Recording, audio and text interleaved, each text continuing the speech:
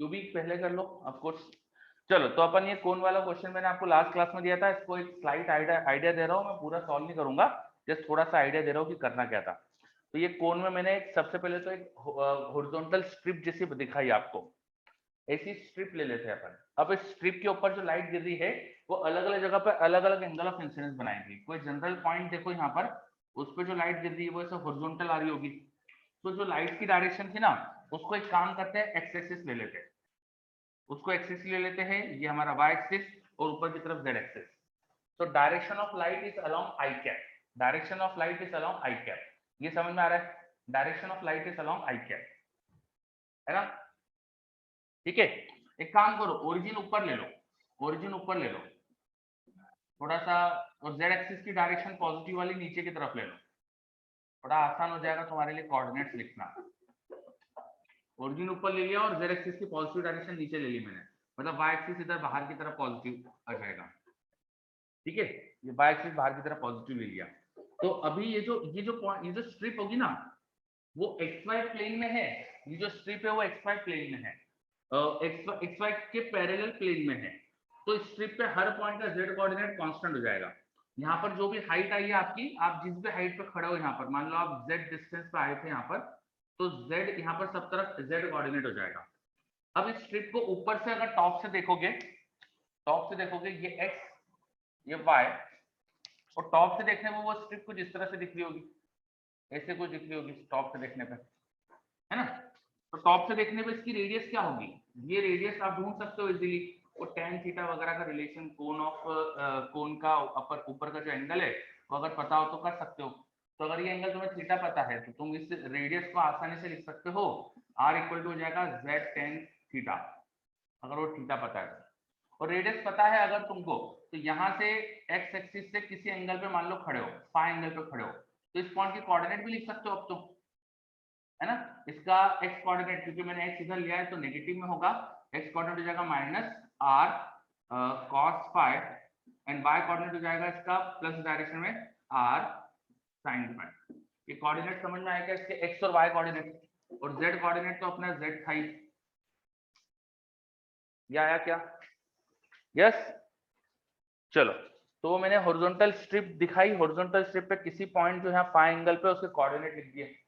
अब अगर इसके कोऑर्डिनेट लिख दिए तो उसके अलोंग जो आर वेक्टर है, नॉर्मल के अलोंग का आर वेक्टर लिख सकते हैं क्या? मुझे इस पॉइंट के कोऑर्डिनेट पता है, तो अब इसके नॉर्मल के अलोंग का आर वेक्टर लिख सकते हैं क्या?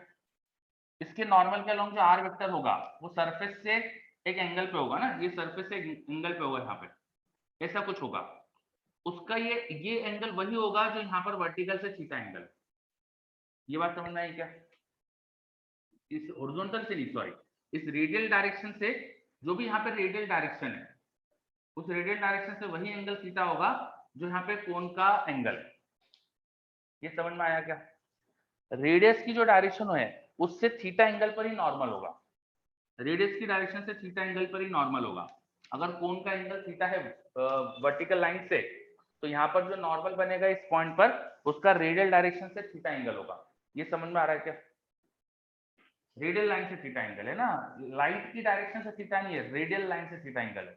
ठीक है, तो जो नॉर्मल की डायरेक्शन है वो, उसका एक कंपोनेंट, नॉर्मल का यूनिट वेक्टर अगर मुझे लिखना हो तो मैग्नीट्यूड में 1 ले लूंगा, उसका कंपोनेंट अलोंग रेडियस वो आ जाएगा 1 cos थीटा, और परपेंडिकुलर आ जाएगा 1 sin थीटा। तो रेडियस के अलोंग उसका आपको यूनिट वेक्टर पता चल गया, कंपोनेंट पता चल गया 1 sin theta 1 cos theta 1 cos theta, और तुमने हॉरिजॉन्टल से यहाँ पर जो ये वाली रेडियल डायरेक्शन है इसका फाई एंगल लिया था, ये एंगल फाई लिया था आपने। ठीक है, हॉरिजॉन्टल डायरेक्शन से लाइट तो हॉरिजॉन्टल आ रही है यहाँ पर, हॉरिजॉन्टल से तुमने रेडियल डायरेक्शन का एंगल फाई लिया था, ये फाई एंगल दिखाया देखो यहाँ पर। तो फाई एंगल है, तो नॉर्मल का जो cos थीटा कंपोनेंट है उसका फिर हॉरिजॉन्टल में कंपोनेंट हो जाएगा cos फाई, और तो दूसरी तरफ y में कंपोनेंट हो जाएगा sin फाई। तो नॉर्मल का यूनिट वेक्टर अपन को समझ में आ रहा है, उसका z कंपोनेंट हो रहा है 1 sin फाई थीटा इंटू के कैप, और हॉरिजॉन्टल में n cos थीटा का cos फाई 1 cos थीटा का cos फाई, वो माइनस एक्सिस के अलोंग है, प्लस 1 cos थीटा का sin फाई वो प्लस z एक्सिस के अलॉन्ग, ठीक है। नॉर्मल यहाँ पर एक एंगल पे है, रेडियल से एक एंगल पर है, नॉर्मल का रेडियस के अलॉन्ग जो कंपोनेंट है वो ऐसा कुछ आएगा, उसके इधर और इधर जो कंपोनेंट आएंगे, एक आएगा माइनस एक्सिस के अलॉन्ग, वो आएगा 1 cos थीटा का cos फाई, 1 cos थीटा का cos फाई, और दूसरा आएगा y एक्सिस के अलॉन्ग 1 cos थीटा का sin फाई। ये नॉर्मल के रेडियल के अलॉन्ग जो कंपोनेंट है उसके एक्स और वाई में कंपोनेंट लिए, और ये नॉर्मल का z एक्सिस में कंपोनेंट, 1 का z एक्सिस में कंपोनेंट। चलो z एक्सिस नीचे था और ये ऊपर की तरफ है, तो उसको भी मुझे माइनस में लिखना चाहिए। मैंने z एक्सिस की डायरेक्शन नीचे ली थी, ये समझ में आया? यस, ठीक है। अब नॉर्मल का यूनिट वेक्टर मिल गया, और इस पॉइंट के तुम्हें कोऑर्डिनेट पता है, ये पॉइंट पर तुम्हें नॉर्मल का वेक्टर पता है, इंसिडेंट लाइट आई कैप डायरेक्शन में उसका तुम्हें वेक्टर पता है, इंसिडेंट लाइट का डायरेक्शन तुम्हें पता है, तो इंसिडेंट लाइट और नॉर्मल के बीच का एंगल लिख सकते हो ना। आपको जो एंगल लिखना है वो आप ढूंढ सकते हो इजीली, वो आप माइनस प्लस आई कैप में और नॉर्मल में ले लो, प्लस आई कैप, क्योंकि लाइट जब इंसिडेंट होती है तो अपन तो इधर वाला डायरेक्शन का एंगल लेते हैं। तो जो इंसिडेंस एंगल होगा लाइट के साथ नॉर्मल का एंगल, जिसको हम इंसिडेंस एंगल आई बोलेंगे, आई, या यहाँ पे तो आई मैंने आई कैप लिखा है, तो कुछ और लिख लो, इसको कुछ क्या लिखे इसको अपन, एंगल ऑफ इंसिडेंस को कुछ लेटर लिख लो, लेमडा लिख लो, lambda suppose angle of incidence है, तो कॉस ऑफ लेमडा वो होना चाहिए n cap dot minus i cap. दो वेक्टर का मैं डॉट प्रोडक्ट करता हूँ तो उनके बीच में एंगल का कॉस मिल जाता है। लाइट की डायरेक्शन का अपोजिट ये जो डायरेक्शन होगी वो माइनस आई कैप थी, और नॉर्मल का यूनिट वेक्टर पता है, इनका डॉट प्रोडक्ट करके एंगल ऑफ इंसिडेंस आ जाएगा, तो एंगल ऑफ इंसिडेंस का कॉस यहाँ से मिलेगा। ये समझ में आया?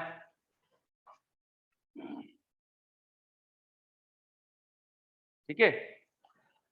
अब यहाँ पर छोटा सा एरिया कंसीडर करो, ये तो अभी एंगल ऑफ इंसिडेंस मिला है बस, अब यहाँ पे छोटा सा एरिया कंसीडर करो, उस छोटे से एरिया पे फोर्स कितना लग रहा होगा वो देखो, वो फोर्स सरफेस से परपेंडिकुलर होगा अगर प्योर रिफ्लेक्शन का केस है, और अब्जॉर्प्शन के केस में अलोंग द लाइन लाइट होगा, तो दोनों केस में फोर्स की डायरेक्शन क्या है वो देखो, और फिर आगे करो।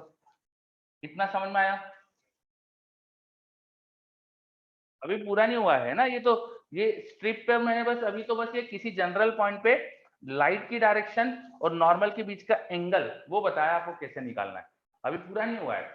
यहाँ पर छोटा सा एरिया चूज करना है, फिर वहां फोर्स लिखना है, फिर इस स्ट्रिप पे पूरा फोर्स कैलकुलेट करना पड़ेगा, स्ट्रिप पे फोर्स के बाद फिर पूरे कोन के लिए इसे इंटीग्रेट करना पड़ेगा।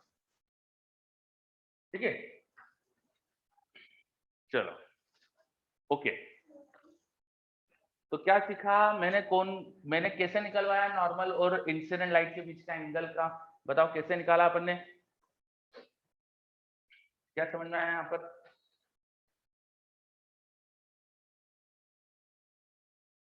है ना, वेक्टर्स बना के डॉट प्रोडक्ट से यूजिंग वेक्टर करा। अंशुल बोल रहा है ऐसे क्वेश्चन एडवांस में आएंगे तो सारा टाइम ही लग जाएगा। क्यों लगेगा सारा टाइम इसके अंदर, ये तुम 50 बार करके जाओ ना, फटाफट फटाफट एग्जाम में इन्होंने लगेगा, फिर मेहनत नहीं करोगे तो बहुत टाइम लगेगा, और मेहनत यहाँ करके जाओ तो एग्जाम में टाइम नहीं लगेगा, सिंपल सी बात है। ऐसे क्वेश्चन यहाँ करो ज्यादा तो एग्जाम में सब जल्दी जल्दी होने लगेंगे। ठीक है, चलो। और ये ध्यान रखो सभी बच्चे कि हम है ना आईआईटी के लिए पढ़ रहे हैं तो थोड़ा तो लेंदी हो गई पेपर, है ना, हमें मेहनत ज्यादा करके जाना है। ठीक है, हम ये कभी एक्सपेक्ट नहीं कर सकते कि हमको अच्छी रैंक लेके आनी है प्लस अपन मेहनत भी नहीं करें। हम यहाँ पे टफ क्वेश्चन जितनी ज्यादा हैंडल करने की आदत डालेंगे ना, और ये नॉर्मल क्वेश्चन है यार, ये थोड़ा सा मैथ्स है बस इसमें। एक्चुअली क्या है कि ऐसे क्वेश्चन ज्यादा करने की जब आदत होगी ना तब आपको लगेगा आसान है, ज्यादा करो तो आसान लगने लगेगा। ठीक, चलो, हाँ वही प्रैक्टिस करना है बिल्कुल सही। और अभी मैं बोल रहा हूँ कि क्वेश्चन पूरा नहीं बताया मैंने आपको, तो सिर्फ अभी तो बस है ना एंगल ऑफ इंसिडेंस निकलवाया है। अभी तो आपको यहाँ पर जो लाइट की वजह से यहाँ थोड़ा सा फोर्स है वो लिखना पड़ेगा, जब अब्जॉर्प्शन का केस होगा तब बहुत आसान हो जाएगा, जो लाइट की डायरेक्शन है उसी डायरेक्शन में फोर्स आ जाएगा। ठीक है, तो यहाँ पर फोर्स तो उसी डायरेक्शन में आ जाएगा, लेकिन उसमें कॉस का ये लेमडा का यूज होगा, तो इस पूरी सरफेस पे ये लेमडा भी वेरिएबल आएगा, फाई एंगल बदलने से, ये फाई एंगल अलग अलग जगह बदलने से वेरिएबल आएगा, तो यहाँ पे छोटा सा एरिया लिखना पड़ेगा, यहाँ पे डी फाई का एंगल ले लो, डी फाई एंगल लेके यहाँ स्मॉल एरिया क्या होगा वो लिखो, फिर उस पर फोर्स लिखो, फिर उस फोर्स को पूरी के लिए इंटीग्रेट करके स्ट्रिप पर हॉरिजॉन्टल फोर्स निकालो। स्ट्रिप पे हॉरिजॉन्टल फोर्स के बाद फिर उसको z के साथ इंटीग्रेट करना पड़ेगा ऊपर से नीचे आएंगे तो। ठीक है, चलो ऐसे क्वेश्चंस मिलते भी कम है। हाँ, ऐसे क्वेश्चंस थोड़े से कम ही रहते हैं। ये एक्चुअली यार देखो, इसमें फिजिक्स तो कम ही है, मैथ ज्यादा है। मतलब आप खुद सोचो, इसके अंदर ये वेक्टर लगाना है तो मैथ्स ही है ज्यादा। ठीक है, तो आईआईटी मतलब ऐसा भी टेंशन मतलब कि ऐसे क्वेश्चन देगी, वो लोग है ना क्वेश्चन देंगे, थोड़ा बहुत मैथ्स तो चलता है पर बहुत ज्यादा मैथ्स का क्वेश्चन ऐसा है। इसमें ना कुछ वेक्टर्स का ही मेन यूज है, सीखा तो कुछ है नहीं फिजिक्स का इसमें ज्यादा। ठीक है, तो आईआईटी ऐसे क्वेश्चन भी नहीं देती है कि जिसमें फिजिक्स में आपको मैथ्स ही सीखना पड़ रहा हो।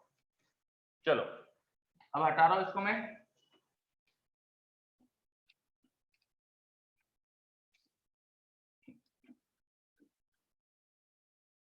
एक बार मैथ्स आपका पूरा हो जाए ना, उसके बाद आपको फिजिक्स में जो मैथ्स की क्वेश्चंस की प्रॉब्लम आएगी ना, वो कभी नहीं आएगी।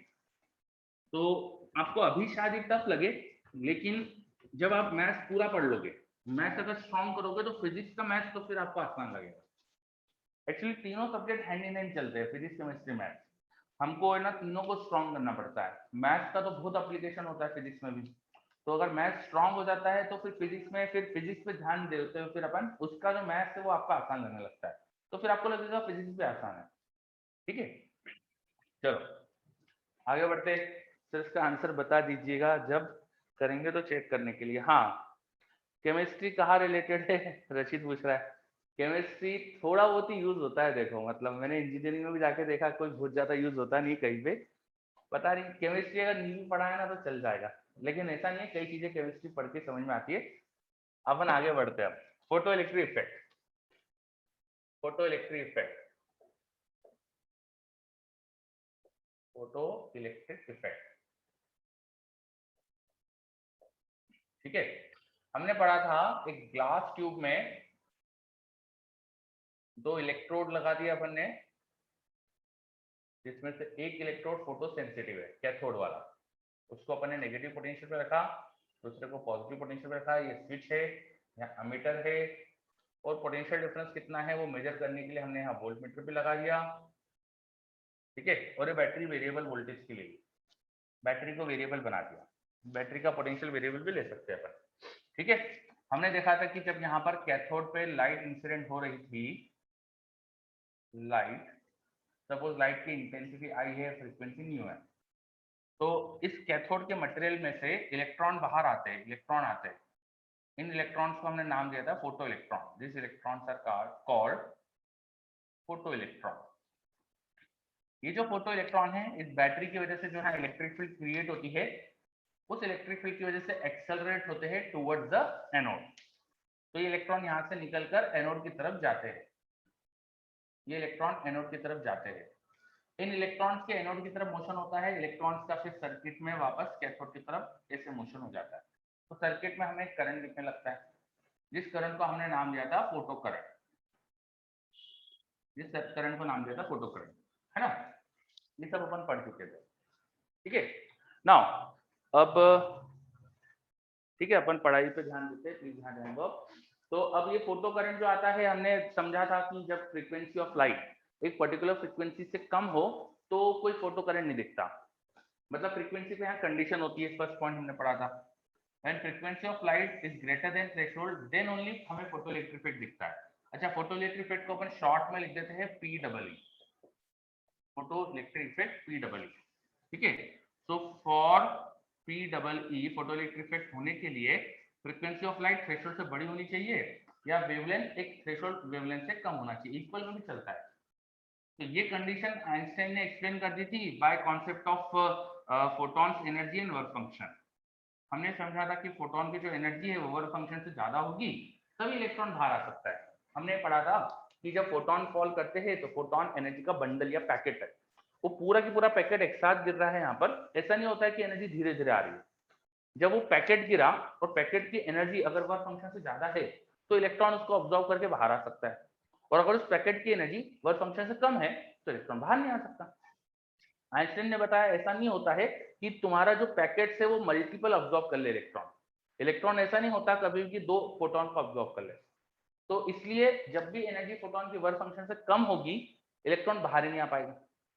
अगर 2 ऑब्जॉर्ब कर सकता तो वर्क फंक्शन की आधी एनर्जी के फोटोन से भी बाहर आ सकता है 2 ऑब्जॉर्ब करके। सही बात है ना? अगर वर्क फंक्शन से आधी एनर्जी के 2 फोटोन ऑब्जॉर्ब कर ले तो भी इलेक्ट्रॉन बाहर आ सकता है, अगर आधे ऑब्जॉर्ब कर सके तो, डबल ऑब्जॉर्ब कर सके तो। पर ऐसा होता नहीं है, इसीलिए हमें वर्क फंक्शन से थ्रेशोल्ड से कम फ्रीक्वेंसी पे कभी फोटो इलेक्ट्रिक इफेक्ट नहीं दिखता। ठीक है, तो हमने ये पॉस्टुलेट देखा था, आइंस्टाइन ने बता दिया था कि भाई एक ही ऑब्जॉर्ब करेगा एक बार में, उसको पॉस्टुलेट जैसा मानो तो उससे हम ये चीज एक्सप्लेन कर पाएंगे। चलो, तो ये चीज हमने समझी थी। एनर्जी ऑफ फोटोन को h न्यू लिख दो तो ये, या एस बाय लैम्डा लिख दो तो थ्रेशोल्ड फ्रीक्वेंसी और थ्रेशोल्ड वेवलेंथ का एक्सप्रेशन भी मिल जाता है। Threshold frequency I think pi by h आई थी और थ्रेशोल्ड वेवलेंथ आई थी हमारे पास hc/π आई थी। ये आई थी क्या थ्रेशोल्ड वेवलेंथ? hc/π आई थी थ्रेशोल्ड वेवलेंथ, है ना? और इस वेवलेंथ के बराबर या इस फ्रीक्वेंसी के बराबर लाइट हो तब भी फोटो इलेक्ट्रिक इफेक्ट हो सकता है या ज्यादा हो। तो फोटो इलेक्ट्रिक इफेक्ट हुआ जस्ट मान लो बराबर फ्रीक्वेंसी है तो क्या होता है, इलेक्ट्रॉन जस्ट बाहर आता है, बस बाहर ही निकलता है, उसको एनोड तक ले जाने के लिए रिस्पॉन्सिबल पोटेंशियल डिफरेंस है। ये पोटेंशियल डिफरेंस नहीं होता तो वो एनोड तक नहीं जा पाता। ठीक है, रचित बोल रहा है मॉड्यूल में लिखा है violet light photon has greater mass than red light photon. ये आप आधा अधूरा पढ़ रहे हो, ये मैं मान ही नहीं सकता कि मॉड्यूल के अंदर ऐसा लिखा उन्होंने। अगर वो इफेक्टिव मास की बात कर रहे हैं तो मैं एग्री कर सकता हूं, पर ऐसा नहीं होता। ठीक है, चलो, वॉलेट की एनर्जी ज्यादा है, हाँ, तो अगर वॉलेट की एनर्जी ज्यादा है तो अपन उसको बोल सकते हैं कि एनर्जी ज्यादा है, इफेक्टिव मास ज्यादा होगा, मास ज्यादा नहीं होता। ठीक, चलो आगे बढ़ते। तो ये अपन ने फर्स्ट पॉइंट पढ़ लिया था, उसके बाद फिर अपन सेकंड पॉइंट पे आ रहे थे। सेकंड पॉइंट में आपको ना इसमें करंट जो आता है फोटो करंट, उसका वेरिएशन बता रहा था विद अप्लाइड पोटेंशियल डिफरेंस, यहाँ जो पोटेंशियल डिफरेंस लगाते हैं। तो मैंने आपको इतना बता दिया था कि जब पोटेंशियल जीरो लगाते हैं तो बहुत ही मामूली सा करंट कुछ आता है, जैसे जैसे पोटेंशियल बढ़ाते हैं करंट बढ़ता है और ये ग्राफ कुछ ऐसा आता है, इस तरह का कुछ ग्राफ आता है इंक्रीजिंग टाइप, है ना? मतलब बस ये समझना है कि जीरो पोटेंशियल पे भी कुछ थोड़ा बहुत करंट होता है और जैसे जैसे पोटेंशियल बढ़ाते हैं करंट बढ़ता है, एक पोटेंशियल के बाद जाके करंट कांस्टेंट हो जाता है, उस करंट को अपन बोलते हैं सैचुरेशन करंट। सैचुरेशन करंट, ये आई नॉट कहलाता था, सैचुरेटेड करंट और सैचुरेशन करंट।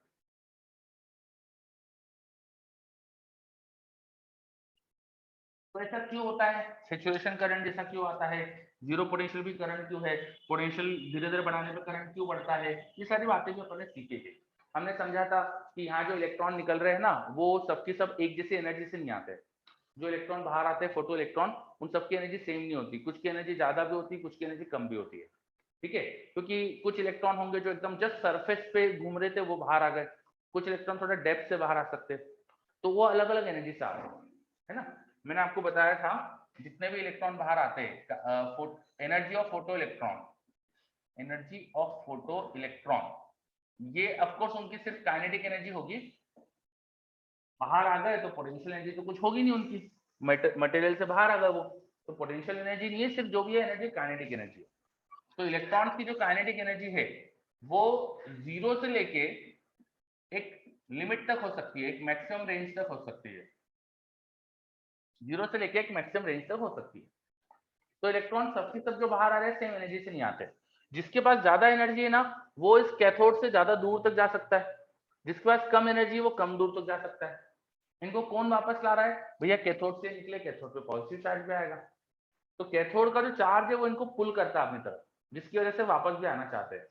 अगर एनर्जी सफिशिएंट है एनोड तक पहुंचने के लिए तो एनोड तक पहुंच जाता है। ठीक है, जैसे जैसे अपन पोटेंशियल जीरो के बाद धीरे धीरे बढ़ाते हैं तो ये इलेक्ट्रिक फील्ड इनको पुल करने लगती है। शुरू में तो केवल हाई एनर्जी के जो इलेक्ट्रॉन है उनको ही पुल कर पाएगी, धीरे धीरे आप पोटेंशियल बढ़ाते जाओगे तो जो जीरो एनर्जी से भी इलेक्ट्रॉन निकलना है ना, निकल रहा है, वो भी पुल हो जाएगा, उसको भी आप एनोड तक खींच सकते हो। तो वो पोटेंशियल जिस पर सारे ही निकलने वाले इलेक्ट्रॉन एनोड पे पहुंचने लगते हैं उसको बोल देते थे अपन पिंच ऑफ पोटेंशियल, उसको नाम दिया था पिंच ऑफ पोटेंशियल। और उसके बाद क्या होता है कि करंट कांस्टेंट हो जाएगा। अब तुम पोटेंशियल कितना भी बढ़ाओ, जितने इलेक्ट्रॉन निकल रहे हैं पर सेकंड कैथोड से उतने यहाँ पहुंच रहे। एक सेकंड में 50 इलेक्ट्रॉन निकले, यहाँ 50 ही पहुंच गए। वहां पे 100 निकले तो यहाँ 100 ही पहुंच गए। जितने वहां निकल रहे हैं उतने यहाँ पहुंच गए। तो अब करंट और बढ़ नहीं सकता। Current is rate of flow of charge. Charge जो निकल रहा है उसका नंबर फिक्स, तो चार्ज जो पहुंच रहा है उसका नंबर भी फिक्स। इससे ज्यादा अब करंट नहीं आ सकता, इसलिए करंट सैचुरेट हो जाता है। ये क्लियर? चलो, मेरे पास कोई डाउट भी आया है, मैं पढ़ लेता हूँ। इलेक्ट्रॉन्स की आपस में पोटेंशियल एनर्जी नहीं होती क्या?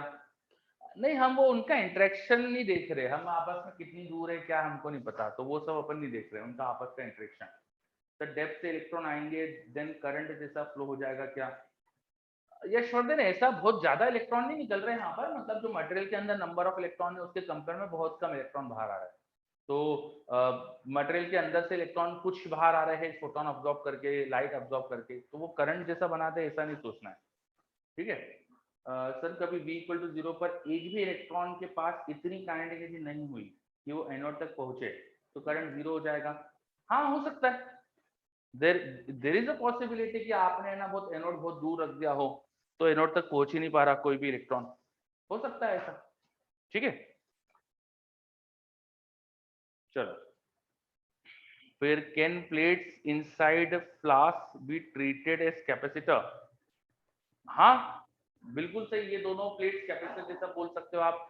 लेकिन मतलब एक पर ही लाइट से इलेक्ट्रॉन निकल रहे, दूसरे पर तो चार्ज आया नहीं था, तो मुझे नहीं लगता इसको कैपेसिटर जैसा कुछ कहना चाहिए। जब तक आप पोटेंशियल डिफरेंस नहीं लगाओगे जब तक चार्ज नहीं आएगा यहाँ, है ना? हाँ हाँ माधव, शांति करेंगे, शांत शांत शांत। चलो, अब अभी मैंने केवल पॉजिटिव पोटेंशियल की बातें करी कि क्या हो रहा है। पोटेंशियल नेगेटिव करो ना, थोड़ा सा नेगेटिव कर दो, बैटरी उल्टी कनेक्ट कर दो तो भी करंट आता है। ये ग्राफ मैंने पूरा नहीं बनाया था, ये ग्राफ को मैं कंप्लीट बना देता हूँ। तो अब इसको मैं पीछे की तरफ अगर एक्सटेंड करता हूँ, नेगेटिव पोटेंशियल पे जाता हूँ तो भी करंट आता है।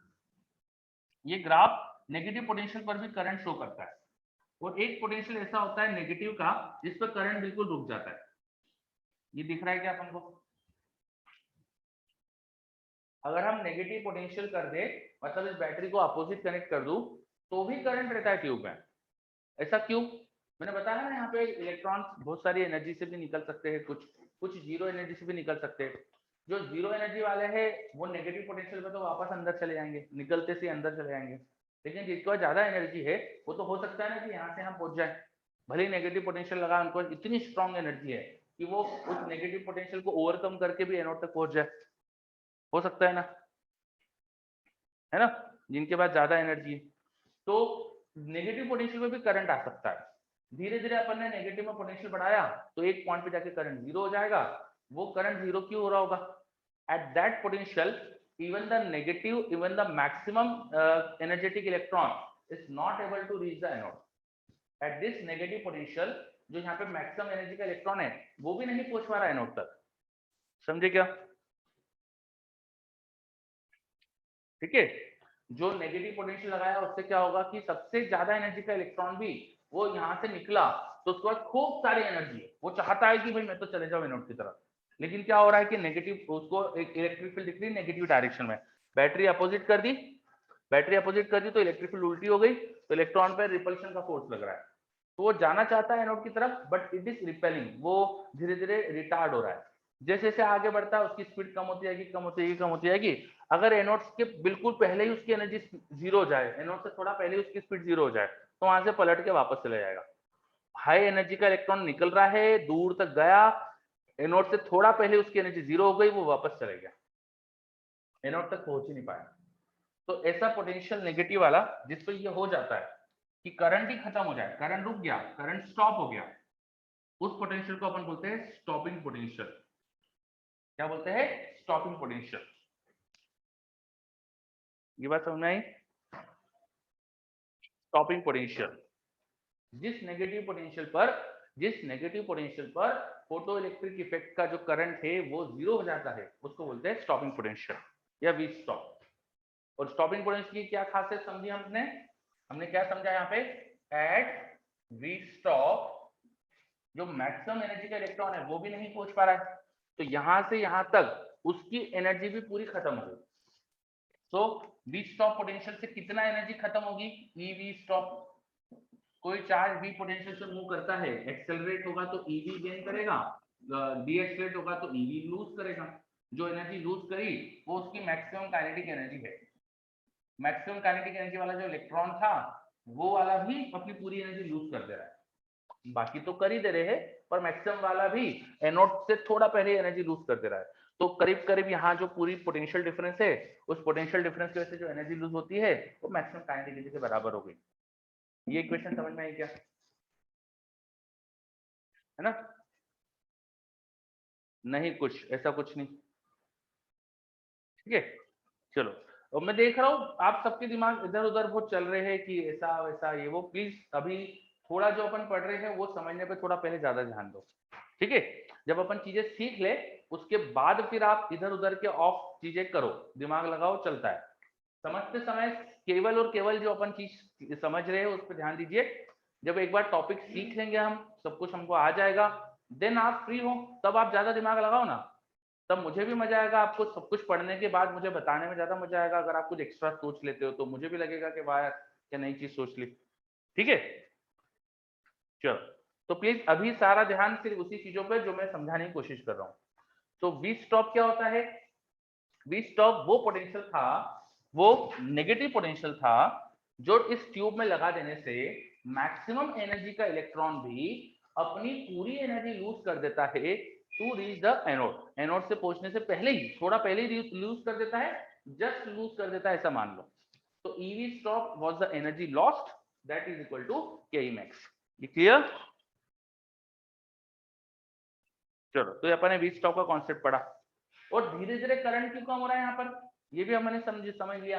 क्योंकि इलेक्ट्रॉन जो निकलते हैं ना वो सबके सब सेम एनर्जी के होते नहीं है। मैक्सिमम से थोड़ी कम एनर्जी के भी कुछ इलेक्ट्रॉन होंगे, थोड़ी और कम के भी कुछ होंगे।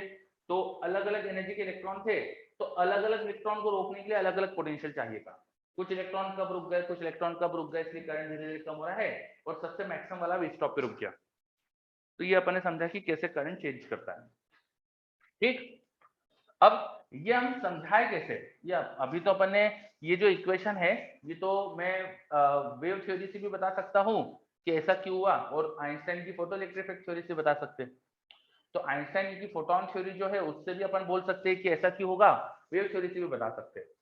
पर एक बहुत बड़ा डिस्क्रिप्शन, बहुत बड़ी प्रॉब्लम क्रिएट होती है जब हम वी स्टॉप का variation with frequency of light देखते हैं। अगर हम लाइट की फ्रीक्वेंसी के साथ वी स्टॉप का वेरिएशन ऑब्जर्व करते हैं, लाइट की फ्रीक्वेंसी के साथ वी स्टॉप का वेरिएशन ऑब्जर्व करते हैं, तो एक स्ट्रेट लाइन रिलेशन आता है लाइक दिस। थ्रेशोल्ड फ्रीक्वेंसी से ज्यादा पर ही फोटोइलेक्ट्रिक इफेक्ट होता है, और थ्रेशोल्ड फ्रीक्वेंसी से आगे वी स्टॉप फ्रीक्वेंसी के ठीक प्रोपोर्शनल। ये क्यों हुआ ये समझ ही नहीं आता वेव थ्योरी से। वेव थ्योरी के हिसाब से मैक्सिमम एनर्जी का इलेक्ट्रॉन जो होगा वो लाइट की एनर्जी अब्सॉर्ब करके आया है। लाइट की ज्यादा एनर्जी गिरा दो, इंटेंसिटी बढ़ा दो, तो ज्यादा एनर्जी आएगी। इंटेंसिटी बढ़ाने से तो वी स्टॉप बढ़ना चाहिए, है ना? लाइट की ज्यादा एनर्जी आ रही है तो इलेक्ट्रॉन को ज्यादा एनर्जी मिलेगी। पर ऐसा होता ही नहीं है। फ्रीक्वेंसी पर डिपेंडेंसी वी स्टॉप की, इंटेंसिटी पर डिपेंडेंसी नहीं है। वी स्टॉप की डिपेंडेंसी इंटेंसिटी पे है ही नहीं। No, not dependent, V stop not dependent on intensity। Wave theory के हिसाब से तो इंटेंसिटी पे डिपेंड करना चाहिए था। ज्यादा इंटेंस लाइट आएगी तो ज्यादा एनर्जी आ रही है, इलेक्ट्रॉन को ज्यादा एनर्जी मिल सकती है, ज्यादा एनर्जी मिल सकती है तो स्टॉपिंग पोटेंशियल ज्यादा होना चाहिए। पर प्रैक्टिकली हमें पता चला कि वी स्टॉप तो फ्रीक्वेंसी पे डिपेंडेंट है। इंटेंसिटी चेंज करने से वो चेंज ही नहीं होता, फ्रीक्वेंसी चेंज करने से चेंज होता है। अगर मैं अलग अलग फ्रीक्वेंसी की लाइट भेजूं तो देखो ग्राफ क्या बनता है करंट वर्सेस पोटेंशियल का। मान लो हमने ऐसी लाइट भेजी है जिसमें सेम नंबर ऑफ फोटोन आ रहे हैं, तो ऐसा कुछ आता है ग्राफ। ठीक है, मैंने दो अलग अलग फ्रीक्वेंसी की लाइट भेजी है तो दो अलग अलग वी स्टॉप मिलते हैं मुझे। This is V stop, this is minus, दोनों में माइनस में, माइनस वी स्टॉप डैश। अलग अलग मुझे फ्रीक्वेंसी, अगर मैं न्यू और न्यू डैश रखता हूँ, new dash is greater then new, तो वी स्टॉप मुझे अलग मिलता है। When frequency is increase which stop is increasing, stopping potential का मैग्नीट्यूड बढ़ जाता है। और ये मैंने ग्राफ बनाया keeping number of photon constant, ठीक है। सेम नंबर ऑफ फोटोन अगर मैं गिरा रहा हूँ लाइट के तो फ्रीक्वेंसी बढ़ाने से वी स्टॉप बढ़ जाता है। ये हमको समझ ही नहीं आ रहा था कि ऐसा क्यों हो रहा है। वेव थ्योरी से अपन समझा ही नहीं पा रहे थे। वेव थ्योरी के हिसाब से इंटेंसिटी बढ़ाने से वी स्टॉप चेंज होना चाहिए था, फ्रीक्वेंसी का तो कोई रोल ही नहीं होना चाहिए था, ठीक है। इंटेंसिटी बढ़ाने से क्या होता है वो भी देख लेते हैं। इंटेंसिटी बढ़ाने से क्या होता है वो भी समझ लेते हैं। अगर हम फ्रीक्वेंसी फिक्स रख के इंटेंसिटी बढ़ाए तो सैचुरेशन का करंट बढ़ जाता है। फ्रीक्वेंसी फिक्स रखकर इंटेंसिटी बढ़ाए तो सैचुरेशन करंट बढ़ जाता है। यहाँ पे मैंने फ्रीक्वेंसी को फिक्स रखा है और इंटेंसिटी लाइट की बढ़ा दी है। I2 is greater than I1 and this capitalize intensity। तो इंटेंसिटी के साथ सैचुरेशन करंट चेंज हो रहा है पर वी स्टॉप चेंज नहीं होता, वी स्टॉप फिक्स है। बात समझ में आई? हो क्या रहा है प्रैक्टिकली ये दिख रहा है आपको? प्रैक्टिकली क्या हो रहा है ये समझ में आ रहा है? बताइए।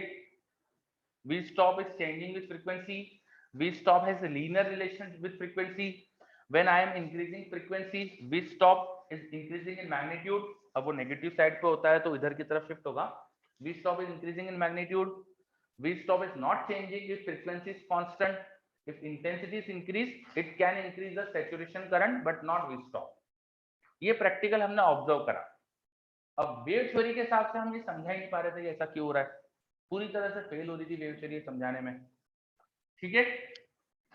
वेव थ्योरी के अंदर हमने अगर इंटेंसिटी बढ़ाई तो हमको हम ज्यादा एनर्जी सप्लाई कर रहे हैं तो इलेक्ट्रॉन ज्यादा एनर्जी से आना चाहिए तो वी स्टॉप चेंज होना चाहिए, तो V stop should change with intensity, पर ऐसा दिख नहीं रहा है, ठीक है। तो यहाँ पर वेव थ्योरी पूरी तरह से फेल हो गई। समझ गए ये चीज अच्छे से, इसको लिख लो। Wave theory fail to explain the variation of V stop with frequency and why it is not dependent on intensity. लिख लो ये। Wave theory fails to explain the variation of V stop with frequency and why it is not dependent on intensity.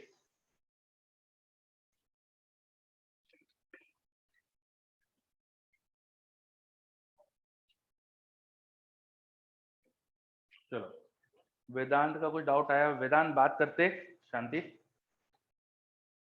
ये लिखा आपने wave theory fails to explain this variation, ठीक। अब आते हैं फोटोन थ्योरी के हिसाब से। पहले तो वेदांत का एक डाउट आया मेरे पास कि फोटोन थ्योरी में फ्रीक्वेंसी का मतलब क्या, व्हाट इज फ्रीक्वेंसी। वेव के हिसाब से फ्रीक्वेंसी तो साइकिल पर सेकंड हो जाता है, बट फोटोन में फ्रीक्वेंसी का मतलब क्या। तो मैंने आपको लास्ट क्लास में बताया था फोटोन के लिए जो फ्रीक्वेंसी है it is not cycle per second और something else, it is just a property, it is a property which defines its energy, it is a property which defines its energy. तो frequency is something which is related to energy of photon. इतनी सी बात समझ सकते हैं अपन, है ना। Wave theory में अपन फ्रीक्वेंसी का मतलब कुछ और होता है और फोटोन की थ्योरी में फ्रीक्वेंसी का वैसा फिजिकल सिग्निफिकेंस नहीं है जैसा आपने समझा है वेव के हिसाब से। क्लियर? कुछ प्रॉपर्टी है जिसको अपन फ्रीक्वेंसी नाम दे रहे हैं और वो एनर्जी से रिलेटेड है, ठीक। चलो वापस आते फिर। अब फोटोन थ्योरी से कैसे समझ में आया, आइंस्टाइन ने कैसे समझाया सारे चीजें वो समझते हैं। How Einstein explains all this. तो आइंस्टाइन ने क्या बोला, जब फोटॉन्स फॉल कर रहे हैं, जब यहाँ फोटॉन्स फॉल कर रहे हैं तो फोटॉन की एनर्जी इलेक्ट्रॉन अब्सॉर्ब कर सकते हैं और अब्सॉर्ब होकर बाहर निकल सकते हैं। अब फोटॉन की एनर्जी अगर ज्यादा है जो भी वर्क फंक्शन है उससे, तभी इलेक्ट्रॉन बाहर आ सकता है। ज्यादा एनर्जी जो है वो या तो पूरी लेके आ सकता है या अंदर कोलिजन्स में थोड़ी लूज कर सकता है। आइंस्टाइन ने बताया कि जो इलेक्ट्रॉन जो बाहर आते हैं ये वाली इक्वेशन उन्होंने समझाई ऐसा क्यों होता है। उन्होंने बताया कि भाई अंदर कोलिजन्स वगैरह हो सकते हैं तो फोटोन ने एनर्जी दी, इलेक्ट्रॉन ने अब्सॉर्ब करी, थोड़ी एनर्जी हो सकता है किसी जगह कोलाइड वोलाइड करके लूज कर दी और थोड़ा कम एनर्जी लेके वो बाहर आ गया। ये अपन ने बात समझी पहले तो, ये चीज क्लियर। आइंस्टाइन के हिसाब से ये चीज क्लियर है ना। चलो पहला स्टेटमेंट ये आप लिख लीजिएगा, खुद से लिखो इसको, ठीक है।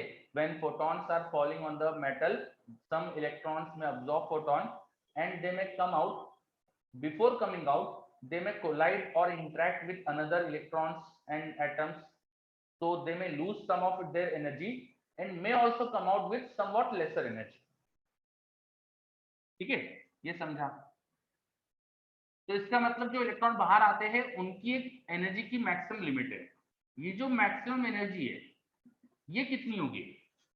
तो ये वही हो सकती है जो फोटोन ने दी minus work function. The maximum energy with which the electrons can come out, it should be energy of photon, energy of photon minus work function. इतनी मैक्सिमम एनर्जी लेके आ सकते हैं, मैक्सिमम उनकी एनर्जी हो सकती है। जो फोटोन ने एनर्जी दी उसमें से वर्क फंक्शन के बराबर तो उन्हें बाइंडिंग फोर्सेस जो थे सिस्टम के अंदर उनको ओवरकम करने में लग जाएगी, तो वर्क फंक्शन के बराबर एनर्जी तो उसे खर्च करना ही पड़ेगी। जो बची हुई एनर्जी है वो लेके वो बाहर आ सकता है, और कोलिजन हो गया तो ये भी लूज हो जाएगी। तो जो मैक्सिमम एनर्जी जिससे वो बाहर आ सकता है वो ये है। And kinetic energy of electron may be between 0 to ke max। This equation, this is very important equation, इसको अपन बोलते हैं Einstein equation of photoelectric effect. Einstein equation of photoelectric effect, Einstein equation of photoelectric effect. लिख लीजिए Einstein equation of photoelectric effect. अब ये के max जो है इसको ऐसे रहने दिया, एनर्जी ऑफ फोटोन को h लिख दो, और याद करो वर्क फंक्शन को, ये वर्क फंक्शन को मैं h इंटू न्यू थ्रेशोल्ड लिख सकता हूँ, वर्क फंक्शन को h इंटू न्यू थ्रेशोल्ड लिख सकते हो। तो आप इस इक्वेशन को ऐसे भी लिख सकते हो, h कॉमन लो, न्यू माइनस न्यू थ्रेशोल्ड, ऐसे भी लिख सकते हो। या आप लैम्डा के टर्म में कन्वर्ट करना चाहो तो वैसे भी कर सकते हो। के मैक्स हो जाएगा H by lambda minus H by lambda threshold, work function is also H by lambda threshold, pi is also H by lambda threshold, तो वैसा भी लिख सकते हो। मतलब कई तरीके से इस इक्वेशन को आप कन्वर्ट कर सकते हो। I am interested in this equation, frequency वाली। देखो वी स्टॉप पे हमने पढ़ा था ईवी स्टॉप वाज के max, now but EV stop was ke max, तो हम लिखेंगे EV stop was ke max was h into new minus new threshold, e से डिवाइड कर दो तो v stop is h upon e times new minus h new threshold upon e, h new threshold upon e। तो ये तो हमको v stop की equation मिल रही है फ्रीक्वेंसी के साथ, और ये एक स्ट्रेट लाइन इक्वेशन है। देखो न्यू के साथ इसका relation straight line, equation of straight line, and the graph of v stop with frequency was a straight line. तो ये स्ट्रेट लाइन क्यों आता है ये 100% एक्सप्लेन हो रहा है। ये स्ट्रेट लाइन क्यों आ रहा है फ्रीक्वेंसी के साथ v स्टॉप का ग्राफ, ये हमको समझ में आ रहा है ना। v स्टॉप का ग्राफ जब फ्रीक्वेंसी को थ्रेशोल्ड के बराबर करोगे, जब फ्रीक्वेंसी थ्रेशोल्ड के बराबर होगी तो v स्टॉप 0 क्यों आएगा, ये भी यहाँ से समझ में आ रहा है। इनफैक्ट इस ग्राफ का स्लोप भी मुझे समझ में आ रहा है h/e होगा। द स्लोप ऑफ ग्राफ, यहाँ पे जो tan थीटा अगर कोई निकाले तो उसे h/e मिलना चाहिए, दिख रहा है देखो वहां से h/e। आपको इंटरसेप्ट ऑन y एक्सिस भी समझ में आ रहा है। अगर आप इस ग्राफ को एक्सटेंड करो, इस ग्राफ को एक्सटेंड करो पीछे की तरफ, तो आपको समझ में आ रहा है कि यहाँ पर इंटरसेप्ट क्या होगा, ये होगा minus work function upon e, h new threshold, h into new threshold, this was work function, तो वर्क फंक्शन अपॉन e, तो वर्क फंक्शन अपॉन e का यहाँ इंटरसेप्ट है, स्लोप इसका कांस्टेंट है h/e। और किसी अलग अलग मेटल की बात करूंगा मैं, डिफरेंट मेटल की बात करूं, अगर हर मेटल की थ्रेशोल्ड फ्रीक्वेंसी अलग अलग होती है तो अकॉर्डिंग टू ग्राफ चेंज हो जाएगा, लेकिन स्लोप कांस्टेंट होगा। h सबका कांस्टेंट होता है, सारे मेटल के लिए h थोड़ी वेरी करता है, e भी कांस्टेंट। तो डिफरेंट मेटल के लिए जो ग्राफ होना चाहिए वो बस थ्रेशोल्ड फ्रीक्वेंसी वर्क फंक्शन के हिसाब से अलग हो जाएगा, इसके पैरेलली शिफ्ट हो जाएगा। ये किसी मेटल 1 के लिए ग्राफ है और ये मेटल 2 के लिए ग्राफ। मैंने इसी ग्राफ में सब कुछ कर दिया, आपको नया ग्राफ बनाना है, उसके बाद नया ग्राफ बनाओगे आप। मैंने इसी ग्राफ में चेंजेस कर दिया, आपको नया बनाना है, ठीक। डिफरेंट मेटल के लिए वी स्टॉप वर्सेस फ्रीक्वेंसी का अगर हम ग्राफ बनाएंगे तो वी स्टॉप वर्सेस फ्रीक्वेंसी के ग्राफ स्ट्रेट लाइंस होते हैं with constant slope of h/e। They all are parallel to each other, they have different intercept on the y axis depending upon work function. जिसका work function ज्यादा उसका intercept ज्यादा, जिसका work function कम उसका intercept कम। Note करो ये graph, इसके बाद आगे नोट कर लीजिए।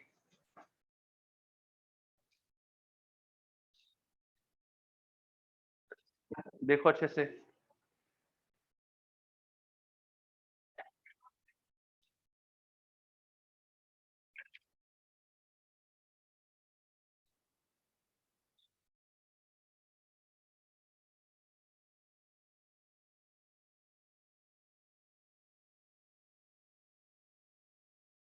चलो नोट हो गया क्या?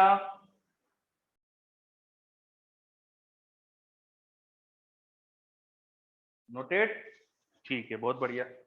चलो अब इसके बाद वेव थ्योरी तो एक्सप्लेन करने में फेल हो गई थी, दो चीजें अभी तक फेल हो चुकी है वो। पहली चीज तो फ्रीक्वेंसी का उसने ये रिलेशन ही नहीं समझा पाई वेव थ्योरी की, फ्रीक्वेंसी और डिपेंडेंसी क्या है। सेकंड चीज, वेरिएशन ऑफ ईस्ट ऑफ इस फ्रीक्वेंसी नहीं समझा पाई। अब एक और चीज है जो समझा नहीं पा रही है, लिखो अगला point. photoelectric effect is an instantaneous process. Photoelectric effect is an instantaneous process. Photoelectric effect is an instantaneous process. मतलब जैसे ही यहाँ लाइट गिरती ना, वैसे ही यहाँ से इलेक्ट्रॉन निकलते हैं और तुम्हें करंट दिखने लगता है। बहुत मामूली सा यहाँ पे टाइम लगता है, which is negligible, so we can assume it's an instantaneous process. ऐसा नहीं होता है कि लाइट गिरे और थोड़े टाइम बाद इलेक्ट्रॉन निकलना स्टार्ट हो। कोई यहाँ पे वेटिंग पीरियड नहीं होता है कि लाइट गिर रही है थोड़ा सा 2 मिनट रुको फिर इलेक्ट्रॉन चालू होंगे निकलना, ऐसा नहीं होता है। एज सुन एज लाइट गिरी वैसे की वैसे तुम्हें फोटॉन्स निकलते, वैसे वैसे इलेक्ट्रॉन निकलते दिखते हैं, मतलब करंट आ जाता है। तो करंट आने में और लाइट गिरने में ज्यादा टाइम लैग नहीं है, ऑलमोस्ट इंस्टेंटेनियस है। Clear? No time lag is observe, बिल्कुल सही। No time lag is observe, लिखो ये, no time lag is observe in the incidence of light and emission of photoelectron. No time lag is observed in incidence of light and emission of photoelectron. No time lag is observed in incidence of light and emission of photoelectron. Light Giri electron निकला, light गिरी electron निकला, photon आया electron निकला, photon में energy वर्ग से ज्यादा थी, वो इसने ऑब्जॉर्व करी और बाहर आ गया। ठीक है, इलेक्ट्रॉन सरफेस पे भी रहते हैं मेटल के, जैसे ही लाइट आई फोटोन ने एनर्जी उसको दे दी, इलेक्ट्रॉन एनर्जाइज हो गया, फटाफट बाहर आ गया, बाहर निकल के घूमने लग गया। सिंपल सी बात। ये आइंस्टाइन थ्योरी से समझाना बहुत आसान है, फोटोन थ्योरी से बहुत आसान है कि photon is a packet of energy. एक साथ एक पूरी एनर्जी आई, वो इलेक्ट्रॉन को मिली, इलेक्ट्रॉन अब्सॉर्ब करी, बढ़िया बाहर आ गया वो सरफेस से, तो उसको टाइम में लगना भी नहीं चाहिए। लेकिन वेव थ्योरी के हिसाब से, वेव थ्योरी के हिसाब से क्या होगा, जो इंटेंसिटी होती है ना लाइट की, वो उसका मतलब होता था एनर्जी फॉलिंग पर unit time per unit area. तो एनर्जी इनको निकालने के लिए कितनी एनर्जी फॉल हो रही है, वो निकालने के लिए आप करोगे intensity into area into time. ठीक है, एनर्जी आपको अगर वर्क फंक्शन के बराबर चाहिए तो कितना टाइम लगेगा आप यहां से कैलकुलेट कर सकते हो। Time required must be work function upon intensity into area. और ये एरिया किसका लोगे, वेव थ्योरी के हिसाब से अपन ये सोच सकते हैं किसी भी सिस्टम के अंदर जो एटम है उसमें से इलेक्ट्रॉन बाहर आ रहा है, तो एटम के एरिया जितना एरिया है रख दो, which is of the order of angstroms. Atom की रेडियस एंगस्ट्रॉम्स के ऑर्डर में होती है, तो आप इसको एंगस्ट्रॉम्स के ऑर्डर का रख दो। वर्क फंक्शन की वैल्यू जो होगी, जैसे सीजियम के लिए 1.9 के आसपास कुछ होती है, 1.9 इलेक्ट्रॉन वोल्ट, वो रख दो। इंटेंसिटी, आपने क्या इंटेंसिटी चूज करी वो रख दो। तो सपोज 1 मिलीवॉट की लाइट ली, 1 मिलीवॉट रख दो, तो यहाँ पे टाइम आ जाएगा। यू कैन कैलकुलेट टाइम कितना लगेगा, क्या कैलकुलेट कर सकते हो क्या, बताओ, है ना? यस, ठीक है। वर्क फंक्शन जैसे सीजियम का ले लो, 1.9 1.8 या जो भी था, 2 इलेक्ट्रॉन वोल्ट के आसपास ले लो, 2 इलेक्ट्रॉन वोल्ट ले लो, या एक ही ले लो, कम लेना है आपको तो 1 इलेक्ट्रॉन वोल्ट ले लो। एंगस्ट्रॉम्स के ऑर्डर में होता है रेडियस ऑफ एटम, तो एरिया हो जाएगा 10⁻⁻20 के ऑर्डर में, एरिया 10⁻⁻20 के ऑर्डर में रख दो। इंटेंसिटी ऑफ लाइट 1 मिलीवॉट ले लो, 1 मिलीवॉट भी अच्छी खासी एनर्जी है, ऐसा कम नहीं है, 1 मिलीवॉट ले लो। तो ये रखकर तुम टाइम निकाल सकते हो। जरा टाइम निकाल के देखो कितना आ रहा है, अप्रोक्सीमेटली कैलकुलेट करो।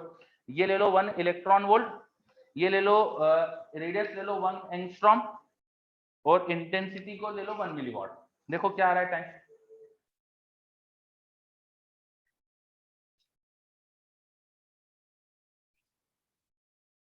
हाँ, बुरहानुद्दीन का आंसर आया है 16,000 सेकेंड। 16,000 सेकेंड, 16,000 से ज्यादा है, सॉरी। हाँ हाँ सही है, सही बोला मैंने, 16,000 सेकेंड। यस, तो काफी सिग्निफिकेंट टाइम आ रहा है, बहुत बड़ा टाइम आ रहा है ना। हमने अप्रोक्सीमेट वैल्यू रखी है, तो कोई इतनी भी बड़ी गलती नहीं करी है। हमने वर्क फंक्शन देखो 1 इलेक्ट्रॉन वोल्ट ही लिया है, कम ही लिया है। एरिया तो मैंने 1 एंगस्ट्रॉम ही लिया है, 1 एंगस्ट्रॉम रेडियस लिए तो उसका स्क्वायर करना पड़ेगा। ठीक है, आप चाहो तो एरिया बड़ा लोगे तो टाइम देखो, और एरिया बड़ा ले लो थोड़ा सा, रेडियस को क्या कर लोगे फिर, 10 एंगस्ट्रॉम ले लोगे, 10 एंगस्ट्रॉम भी कर लिया। अगर एरिया रेडियस को 10 एंगस्ट्रॉम भी कर दिया आपने, तो उसका स्क्वायर नीचे 100 से डिवाइड कर देना, जो भी आंसर आया 100 से डिवाइड करोगे तो 160 आ जाएगा। काफी बड़ा टाइम आएगा फिर भी। ठीक है, चलो गगनदीप पूछ रहा है वो इक्वेशन कैसे लिखी, वो कौन सी, ये वाली इक्वेशन की बात कर रहे हो क्या, ये इसकी बात कर रहे हो क्या, ये तो मैंने energy energy equal to intensity into area into time लिखा ना। इंटेंसिटी क्या होती है, energy by area by time, तो energy equal to intensity into area into time. और मैं पता करने की कोशिश कर रहा हूँ कि वर्क फंक्शन के बराबर एनर्जी आने में कितना टाइम लगेगा। ठीक है, तो काफी सिग्निफिकेंट टाइम आता है। अगर मैं लाइट की इंटेंसिटी नॉर्मल भी ले रहा हूँ तो भी सिग्निफिकेंट टाइम आ रहा है। तो वेव थ्योरी से तो टाइम लगना ही चाहिए, लाइट के गिरने में और इलेक्ट्रॉन निकलने में टाइम लगना चाहिए, बट ऐसा कुछ ऑब्जर्व हुआ नहीं। तो wave theory completely fails to explain photoelectric effect and photon theory explain everything perfectly. समझ में आ रही बात? ठीक है, चलो, तो हमने फोटोइलेक्ट्रिक इफेक्ट की अधिकतर चीजें देख ली है, आई थिंक सभी कुछ देख लिया है। करंट का पोटेंशियल के साथ वेरिएशन भी देख लिया, करंट का फ्रीक्वेंसी, अच्छा keeping number of photon constant मैंने क्या वेरिएशन है वो देख लिया, intensity variation with sorry current variation with intensity देख लिया। ठीक है, अच्छा कुछ किताबों में ना ये ग्राफ जो है, इसमें एक चीज गलत होती है, कुछ किताबों में गलत है, ध्यान दीजिएगा प्लीज यहाँ पे सब। इस ग्राफ के साथ वो बोल देते हैं इंटेंसिटी कांस्टेंट रखिए, इस ग्राफ के साथ बोल देते हैं इंटेंसिटी कांस्टेंट रखिए, फ्रीक्वेंसी बढ़ा दी और इंटेंसिटी कांस्टेंट रखी, ऐसा बोल देते हैं। बताओ, अगर मैं फ्रीक्वेंसी बढ़ा रहा हूँ और इंटेंसिटी कांस्टेंट रख रहा हूँ, तो मुझे कैसा ग्राफ दिखना चाहिए, फ्रीक्वेंसी बढ़ाकर इंटेंसिटी कांस्टेंट रख रहा हूँ तो कैसा ग्राफ दिखना चाहिए, फ्रीक्वेंसी बढ़ाकर इंटेंसिटी ग्राफ, नहीं नहीं तो हम, अगर मैं फ्रीक्वेंसी बढ़ा रहा हूँ और इंटेंसिटी कांस्टेंट रख रहा हूँ तो मैं नंबर ऑफ फोटोन कम कर रहा हूँ। अगर मान लो फ्रीक्वेंसी मैंने डबल कर दी और मैंने इंटेंसिटी को कांस्टेंट रखा तो मैंने नंबर ऑफ फोटोन आधे कर दिए। ये समझ में आ रहा है ना? फिर से सुनो, हमने पढ़ा था, यहाँ थोड़ा जगह लेता हूं मैं, intensity was number of photon कितने आ रहे हैं पर unit time per unit area into energy of each photon. ये पढ़ा था क्या, एक फोटोन की energy into number of photon कितना आ रहे हैं। ठीक है, अब एक फोटोन की एनर्जी तुमने डबल कर दी, अगर फ्रीक्वेंसी डबल करी तो मान लो फ्रीक्वेंसी डबल कर दी तो उससे ये एनर्जी डबल हो गई, फ्रीक्वेंसी डबल करने से ये एनर्जी डबल हो गई। पर मैं बोल रहा हूँ इंटेंसिटी कांस्टेंट है, तो इंटेंसिटी कांस्टेंट रख रहा हूँ और फ्रीक्वेंसी डबल कर रहा हूँ, इसका मतलब मैं क्या कर रहा हूँ, बताओ, नंबर ऑफ फोटोन आधे करूंगा ना। यस, तो अगर नंबर ऑफ फोटोन हाफ हो गए हैं, इसका मतलब ज्यादा फोटोन नहीं आ रहे, अब कम फोटोन, आधे ही फोटोन गिर रहे, तो इलेक्ट्रॉन का नंबर भी तो चेंज होगा, जितने इलेक्ट्रॉन निकल रहे हैं उनका नंबर भी तो चेंज होना चाहिए, है ना? और जो इलेक्ट्रॉन का नंबर है वो चेंज हुआ अगर, तो photo current, saturated photo current बदलना नहीं चाहिए क्या, सेचुरेटेड फोटो करंट सेम कैसे रह जाएगा, समझे पॉइंट? अगर मैं यहाँ इंटेंसिटी कांस्टेंट रखते हुए ग्राफ बनाता ना, तो मेरी एक्सपेक्टेशन है कि फोटो करंट कम होना चाहिए। आपने फ्रीक्वेंसी कांस्टेंट, फ्रीक्वेंसी बढ़ा दी, इंटेंसिटी कांस्टेंट रखी, तो फोटो करंट कम हो जाएगा, बिकॉज फोटॉन्स का नंबर कम हो गया, समझे? अब ये जो ग्राफ है ना, ये कब बनाया मैंने, keeping intensity constant, keeping intensity constant, intensity constant. ठीक है। चलो एक बात बहुत अच्छी है कि कई किताबें ऐसी भी है जिसमें उन्होंने यही चीज समझी है, उन्होंने यही चीज बताई है, और कई किताबें ऐसी जिन्होंने लिखा है ग्राफ बनाते समय स्पेसिफिकली कि वो नंबर ऑफ फोटॉन कांस्टेंट कर रहे हैं, या उन्होंने पहले कहीं लिख दिया है कि इंटेंसिटी का देयर मीनिंग है नंबर ऑफ फोटॉन से, तो उन्होंने साफ साफ समझाया है कि they are talking about number of photon. Clear?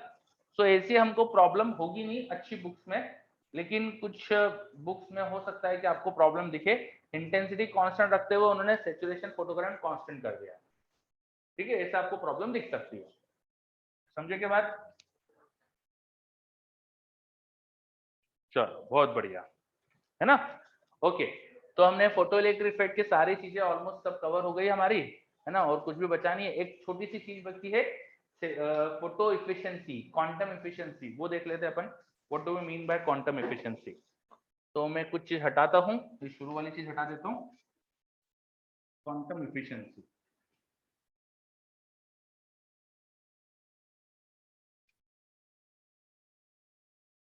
देखो यहाँ फोटॉन्स फॉल कर रहे हैं और फोटो इलेक्ट्रॉन निकल रहे हैं, तो नंबर ऑफ फोटो इलेक्ट्रॉन कितने निकले डिवाइड बाय कितने नंबर ऑफ फोटॉन फॉल करे थे। इस रेशियो को बोल देते हैं अपन quantum efficiency. Quantum efficiency is just ratio of कितने इलेक्ट्रॉन निकले डिवाइड बाय कितने फोटॉन गिरे। 100 फोटॉन गिर रहे हैं, मान लो कि 2 इलेक्ट्रॉन निकले, तो 2% हो जाएगी, 0.02 हो जाएगी। तो क्वांटम एफिशिएंसी हमें बताती है कि नंबर ऑफ फोटॉन कितने फॉल करे, उसके कितने इलेक्ट्रॉन निकले, और एक कमी होती है 2-5% समथिंग होती है, ठीक है, इट इज स्मॉल।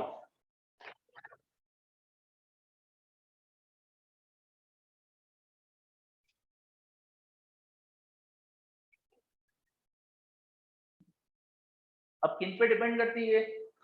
तो आपकी लाइट फॉल कर रही है सरफेस पे, सरफेस के नेचर पे डिपेंड करेगी। मान लो आपने सरफेस बहुत शाइनी बना दी, आपने सरफेस को बहुत है ना शाइन करती हुई बना दिया, तो ज्यादा लाइट तो रिफ्लेक्ट हो जाएगी। मान लो आपने सरफेस बहुत रफ बना दी, या ब्लैक एंड टाइप की सरफेस बना दी, जो लाइट गिर रही है उसको अब्जॉर्ब कर रही है, तो ज्यादा फोटॉन्स अब्जॉर्ब करेंगे। तो डिपेंड करेगा सरफेस के नेचर पर, मटेरियल की प्रॉपर्टी के साथ साथ सरफेस के नेचर पर भी डिपेंड करेगा कि क्वांटम एफिशिएंसी क्या आएगी। मटेरियल की प्रॉपर्टी के साथ साथ सरफेस के नेचर पे भी डिपेंड करता है कि क्वांटम एफिशिएंसी क्या आएगी। हाउ सरफेस इज पॉलिश्ड, इस पे भी डिपेंड करेगा, ठीक है।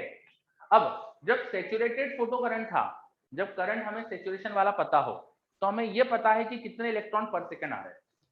देखो हमने आई नॉट बोला था ना, सैचुरेटेड फोटो करंट कहीं पे बनाया होगा, मैंने पहले यहाँ लिखा था, let I not is saturation photo current. तो जब सैचुरेटेड फोटो करंट होता है तो सारे इलेक्ट्रॉन जितने निकल रहे हैं वो सब पहुंचते हैं। तो I not is the rate of flow of charge, इसको इलेक्ट्रॉन के चार्ज से डिवाइड कर दो, तो ये रेट ऑफ, ये आ जाएगा ना नंबर ऑफ इलेक्ट्रॉन इमिटिंग पर second. This will be number of electron emitted पर सेकंड, होना चाहिए ना। आई नॉट सैचुरेशन करंट है, वो बता रहा है कि कितना चार्ज फ्लो कर रहा है पर यूनिट टाइम। जो चार्ज फ्लो कर रहा है उसको ई से डिवाइड कर दो, तो नंबर ऑफ इलेक्ट्रॉन फ्लोइंग पर यूनिट टाइम, और जो इलेक्ट्रॉन यहाँ फ्लो कर रहे हैं वो फोटो इलेक्ट्रॉन ही तो है, तो number of photo electron per unit time आ जाएगा। और इंटेंसिटी ऑफ लाइट को फोटॉन का नंबर पर यूनिट टाइम के लिए भी आप कर सकते हो, intensity into area upon SC by lambda, एक फोटॉन की एनर्जी, ये आएगा आपके पास number of photon per unit time. This is number of photon per unit time. ये समझ में आया क्या? इंटेंसिटी इंटू एरिया मतलब power, power falling, power by energy of photon, number of photon per unit time, इनको divide कर दो तो क्वांटम एफिशिएंसी आ जाएगी। तो I naught by E upon intensity into area upon S C by lambda, this is quantum efficiency, ठीक है। कभी कभी किसी क्वेश्चन में हमको क्वांटम एफिशिएंसी दे देते हैं वो, और फिर पूछ लेते हैं कि सैचुरेशन करंट कितना होगा, तो हम यहाँ से निकाल सकते हैं। क्वांटम एफिशिएंसी दी गई हो तो सैचुरेशन करंट निकलवा सकते हैं, या उल्टा भी करवा सकते हैं आपसे आपसे क्वांटम एफिशिएंसी पूछ सकते हैं सारी चीजें देख के। अच्छा, इसमें इंटेंसिटी का रोल क्या है? देखो फोटो सैचुरेशन फोटो करंट में रोल है, क्वांटम एफिशिएंसी मान लो फिक्स कर दी 5% है उस मटेरियल की। अब अगर आप इंटेंसिटी कम फॉल कराओगे तो सैचुरेशन करंट कम हो जाएगा, तो यहाँ से हमको वो भी समझ में आ रहा है। ठीक है,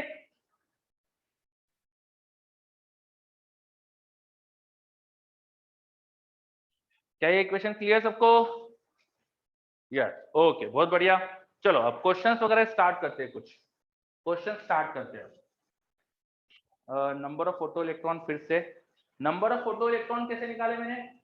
भाई जो ट्यूब में करंट है वो फोटो इलेक्ट्रॉन की वजह से तो है।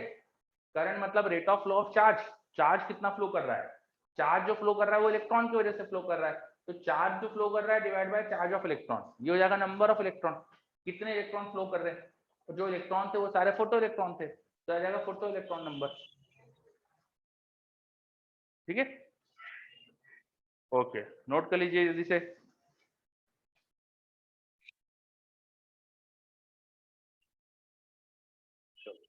बच्चे बोल रहे हैं नोटेड, ठीक है।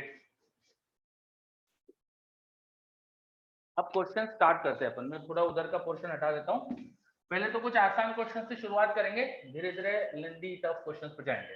इसमें कभी बहुत टफ क्वेश्चन बनते ही नहीं, फोटो इलेक्ट्रिक इफेक्ट बहुत आसान होता है। लिखो क्वेश्चन पहला, wavelength of light, wavelength of light is given, wavelength of light is given, find energies of these photons, wavelength of light is given, find energies of these photons.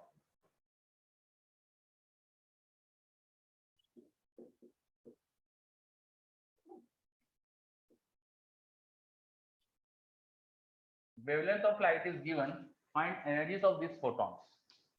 तीन wavelength दिए मैंने, तीनों की एनर्जी बताना है। बहुत आसान क्वेश्चन से शुरुआत करें। Wavelength of light is given, find energies of this photon.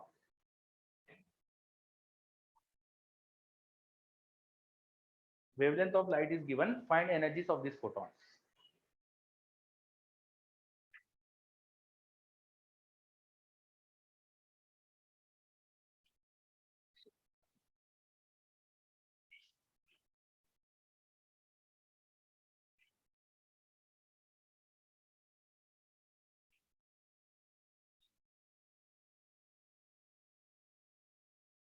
चलो, it is just like a warm up question. तो हमने पढ़ा था एनर्जी ऑफ फोटोन वो होता है एससी बाय लैम्डा। एससी को लिख सकते हैं 12420 इलेक्ट्रॉन वोल्ट एंगस्ट्रॉम, वो लैम्डा नीचे इसमें एंगस्ट्रॉम में रख दो।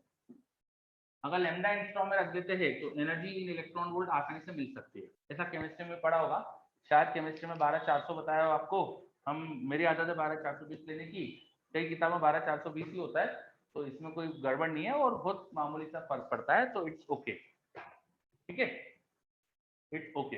आपको 12400 लेना है वो ले लो, कोई फर्क नहीं पड़ता, बहुत मामूली सा डिफरेंस क्रिएट होता है। ठीक है, चलो तो 12420। अब एंगस्ट्रॉम में पहली वेवलेंथ हमको डायरेक्टली दे दी थी 1000, तो 1000 से डिवाइड करोगे तो आएगा 12.420 इलेक्ट्रॉन वोल्ट।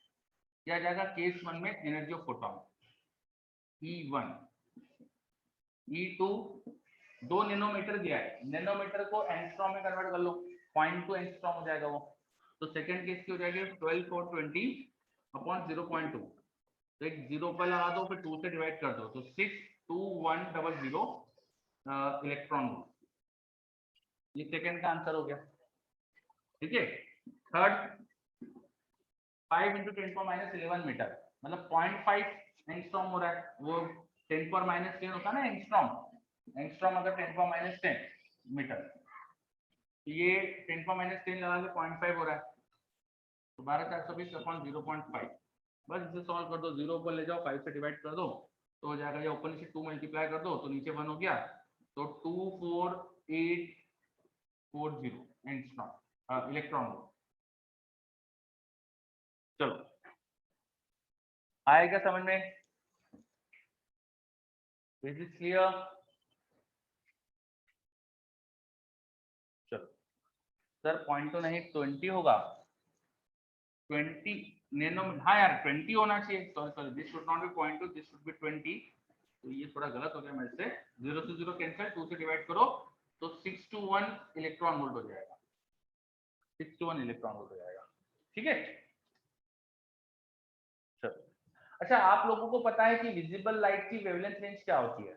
4000 एंगस्ट्रॉम से 7000 एंगस्ट्रॉम। 4000 एंगस्ट्रॉम के आसपास से शुरुआत होती है, 3800 से होती है एग्जैक्टली, रफली 4000 याद कर लो, तो 4000 एंगस्ट्रॉम से 7000, तो लाइट के फोटोन की एनर्जी भी निकाल सकते हो अब, है ना, वो आप मेहनत करना, निकाल के रखना, तो 4000 की क्या आएगी, 7000 की क्या आएगी, रेंज क्या होती है, लाइट के फोटोन की रेंज क्या होती है एनर्जी की, वो आप निकालना, विजिबल लाइट की एनर्जी क्या होता है, ठीक है। चलो सिंपल सा क्वेश्चन था पहला, अगले क्वेश्चन की तरफ बढ़ते हैं। देखो नेक्स्ट क्वेश्चन, नेक्स्ट क्वेश्चन लिखिए,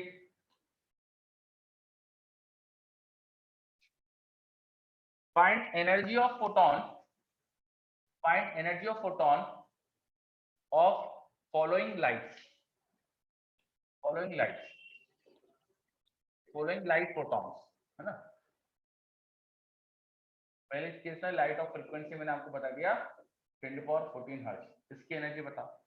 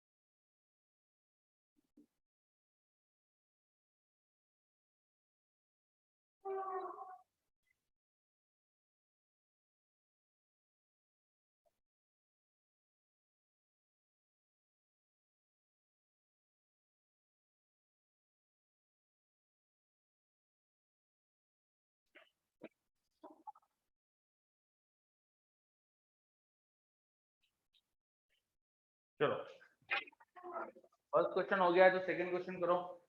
तीन तरह की लाइट बताइए मैंने, तीनों में फोटोन की एनर्जी बतानी, तीनों में फोटोन की एनर्जी बतानी,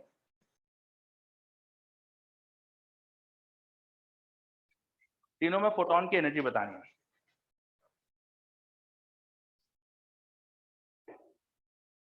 बीच का क्वेश्चन हटा रहा हूं मैं।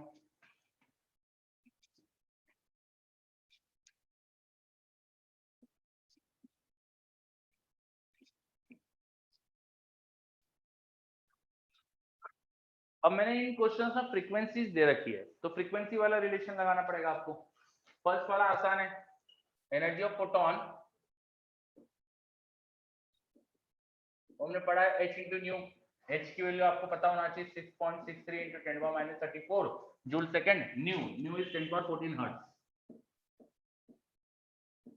बस मल्टीप्लाई करो, 10^14 मल्टीप्लाई करोगे तो 6.63 इंटू 10⁻20 जूल्स।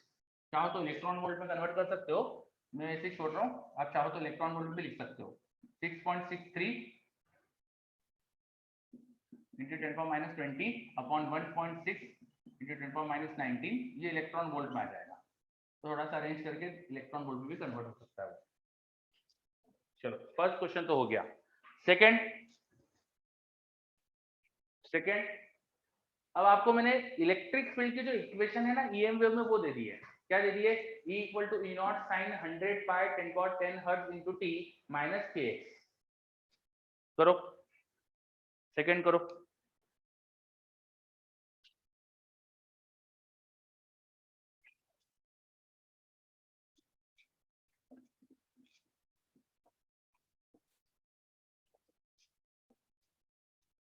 भाई लाइट ईएम वेव भी होती है, तो उसको अपन इस तरह से भी दे सकता हूँ मैं आपको, है ना।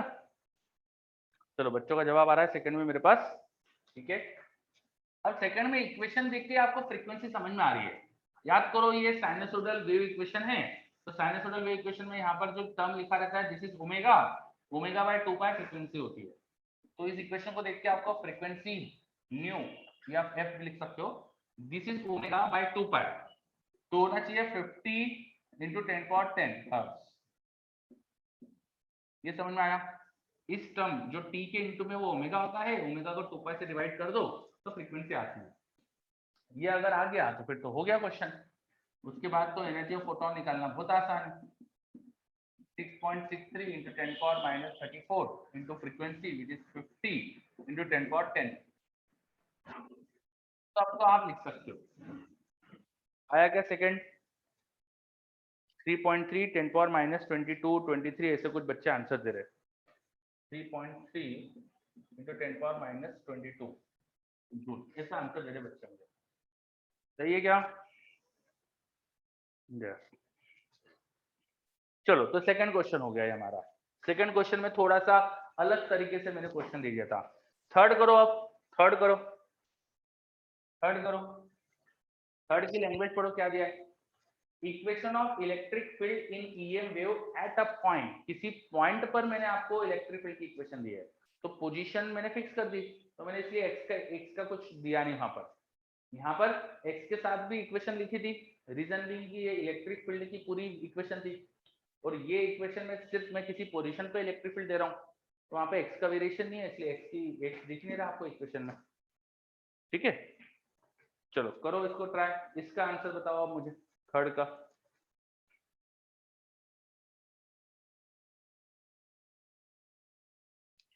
तो बोल रहा है वॉइस स्लो गई। Am audible?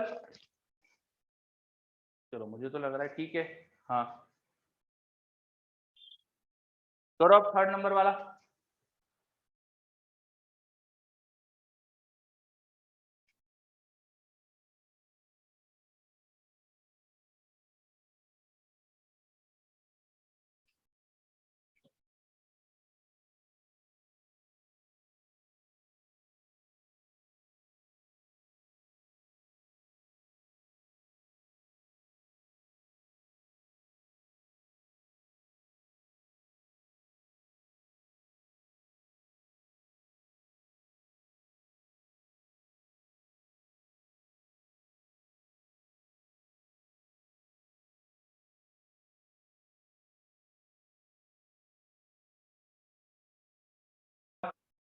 और कुशाग्र का आया।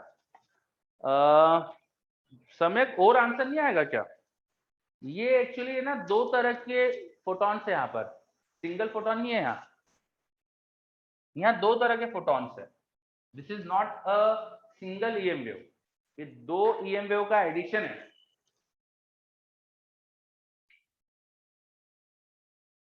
कुछ समझे क्या? आप ट्रिग्नोमेट्री लगाओ तो इसको आप दो साइनोसोडल में तोड़ नहीं सकते। बताओ, 2 sin c sin d जैसा कुछ रिलेशन होता है क्या? 2 sin c sin d जैसा तो क्या होता है बताओ जरा मुझको।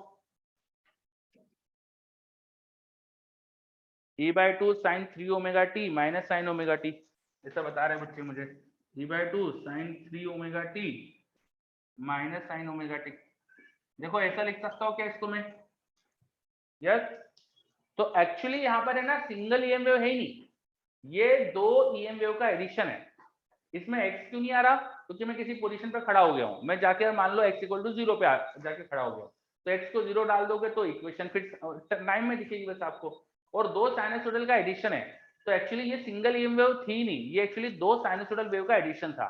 इसमें दो फ्रीक्वेंसी है, एक फ्रीक्वेंसी है 3 ओमेगा वाली एंगुलर फ्रीक्वेंसी, दूसरी ओमेगा वाली। ओमेगा दे रखा है, उसको 2 पाई से डिवाइड करो तो ये 3 इंटू 10⁻14 है और ये 10⁻14 है। ये समझ में आया? दो तरह के फोटोन है यहाँ पे, है ना। ज्यादा एनर्जी किसकी है? फर्स्ट वाले की। कम एनर्जी किसकी है? सेकंड वाले की। तो यहाँ पे दो तरह के फोटोन है, तो दो एनर्जी आएगी। दो तरह के फोटोन है तो दो तरह के फोटोन यहाँ पे, एनर्जी ऑफ फोटोन 1 और एनर्जी ऑफ फोटोन 2। ये दो तरह की फोटॉन्स का एडिशन था यहाँ पर। बस अब वो निकालना तो बहुत आसान है, बिकॉज वो ये 2 पाई से डिवाइड करो तो 10 पावर 14 है, तो बहुत आसान हो गया। तो फर्स्ट केस का हो जाएगा 6.63 into 10 power minus 34 into 3 into 10 power 14 first case में, और सेकंड में 6.63 into 10 power minus 34 into 10 power 14 हो जाएगा। बहुत आसान। क्लियर? यस। कुशाग्र बोल रहा है नेट फ्रीक्वेंसी निकालने में एल्जेब्रिक सम ही करेंगे ना, मतलब there is no nothing like net frequency. ये नेट फ्रीक्वेंसी क्या होता है, पहली चीज तो ये बताओ, what is this word net frequency? ये तो मैंने आज तक कभी आपको बताया नहीं आपने शायद सुना होगा कहीं। What is this net frequency Kushagra? नहीं, दो वेव मिलती तो नेट फ्रीक्वेंसी ऐसा कुछ थोड़ी पढ़ाया कभी आपको किसी ने भी। अपने मन से कुछ भी नहीं वर्ड बना लेना है ना।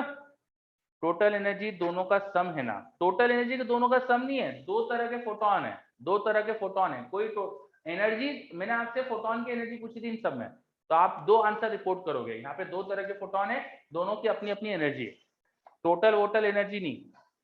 ठीक है, हाँ।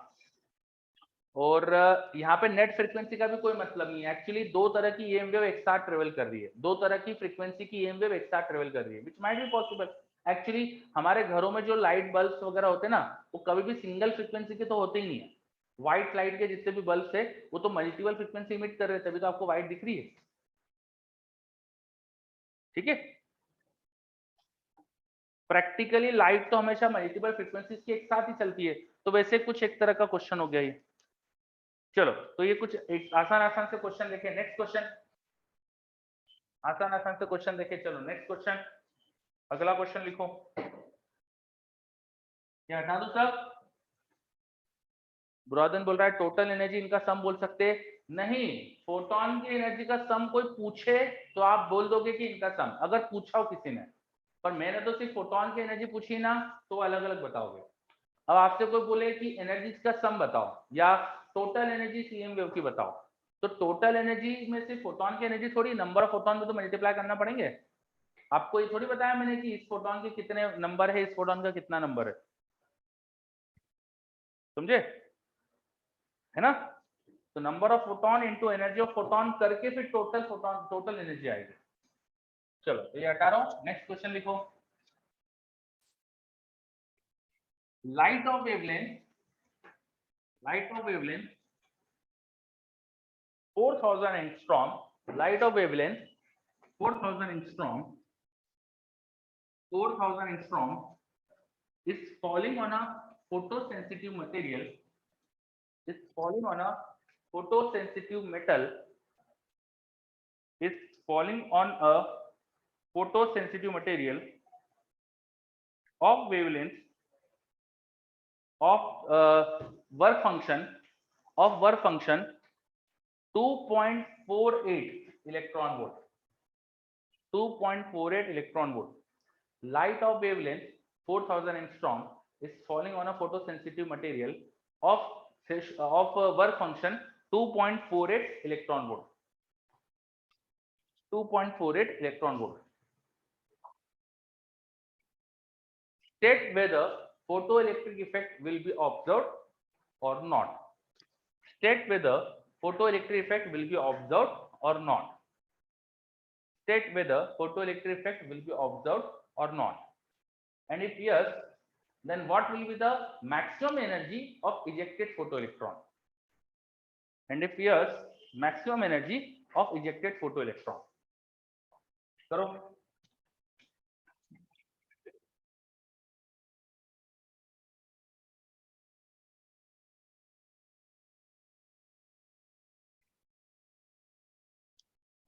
To 2.48 electron volt work function कितना दिया है मैंने? 2.48 इलेक्ट्रॉन वोल्ट वर्क फंक्शन दिया है आपको, 2.48 इलेक्ट्रॉन वोल्ट।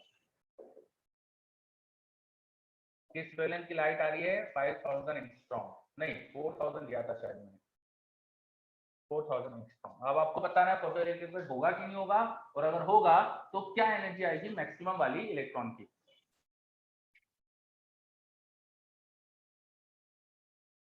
चलो, कुशाग्र सब लिखा है देखो बोर्ड पर। चलो सोहम बोल रहा है हो रहा है, बच्चे तो मुझे वो भी निकाल के दे रहे हैं एनर्जी। तो ये वेवलेंथ थ्रेशोल्ड से छोटी होगी तभी फोटोइलेक्ट्रिक इफेक्ट होता है। अब थ्रेशोल्ड कैसे निकालेंगे? लैम्डा थ्रेशोल्ड वो होता है हमारे पास SC अपॉन वर्क फंक्शन। अब SC को 12420 ले लो electron volt angstrom divide by work function दिया है 2.48 इलेक्ट्रॉन वोल्ट, तो ये डिवाइड करके देखो ये आ रहा है 5000 एंगस्ट्रॉम, 5000 एंगस्ट्रॉम लगभग अप्रोक्सीमेटली। तो 5000 एंगस्ट्रॉम की थ्रेशोल्ड वेवलेंथ और ये उससे छोटी है, this is less than lambda threshold. इसका मतलब फोटोइलेक्ट्रिक इफेक्ट होगा। अब फोटोइलेक्ट्रिक इफेक्ट अगर होता है तो मैक्सिमम एनर्जी ऑफ इलेक्ट्रॉन कैसे निकालते हैं? ई मैक्स ऑफ इलेक्ट्रॉन वो होता है energy of photon SC by lambda minus work function. Solve कर दो, लैम्डा दे रखा है क्वेश्चन में 12420 अपॉन 4000, ये इलेक्ट्रॉन वोल्ट में, वर्क फंक्शन में 2.48 इलेक्ट्रॉन वोल्ट है, आंसर इलेक्ट्रॉन वोल्ट में आ जाएगा। ठीक, इसको थोड़ा सा कैलकुलेट कर लो, आंसर आ जाएगा। तो क्या दे रहे मुझे आंसर? 0.625 बच्चे दे रहे हैं आंसर, 0.625 इलेक्ट्रॉन वोल्ट। ठीक है, बहुत बढ़िया। चलो अच्छा, ये जो इलेक्ट्रॉन निकले हैं इनकी आप मुझे स्पीड बता सकते हो क्या? स्पीड, यस बताओ फिर, क्या स्पीड है इनकी बताओ, speed of this electron, maximum speed, ये मैक्सिमम एनर्जी थी ना, this was the maximum kinetic energy of photo electron, तो इससे जो स्पीड आएगी वो मैक्सिमम स्पीड, तो maximum speed of photo electron वो निकालो।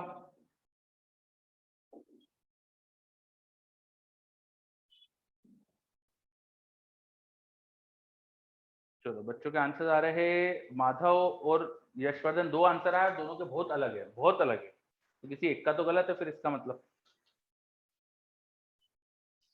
आप ध्यान रखो ये इलेक्ट्रॉन वोल्ट की एनर्जी, इसे जूल में कन्वर्ट करना पड़ेगा। अगर आप इसको हाफ mv² में इक्वेट कर रहे हो ना, मास ऑफ इलेक्ट्रॉन लगभग 3.1 इंटू 10⁻30 kg होता है SI में, इंटू V मैक्स का स्क्वायर, ये SI में है तो इसको भी SI में कन्वर्ट करना पड़ेगा। 0.625 इंटू 1.6 इंटू 10⁻19 जूल, तब स्पीड सही आएगी, नहीं तो गलत आएगा आपका आंसर। अब करो,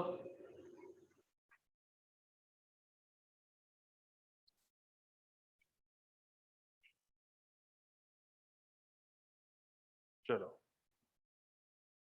3.1 इंटू 10⁻30 के 31 होता है ना, नहीं ये मैं कुछ शायद गलत कर रहा हूँ, मास सही लिखा है 9.1 होता था, 9.1 इंटू 10⁻31 kg, अब सही है क्या?